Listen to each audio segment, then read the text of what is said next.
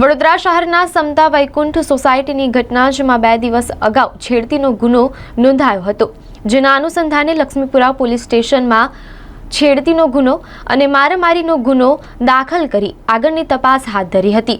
જ્યારે જેના આરોપી વિરુદ્ધ કાયદેસરની કાર્યવાહી કરવામાં આવી હતી અને લક્ષ્મીપુરા પોલીસ સ્ટેશન દ્વારા આરોપીની ધરપકડ કરવામાં આવી હતી।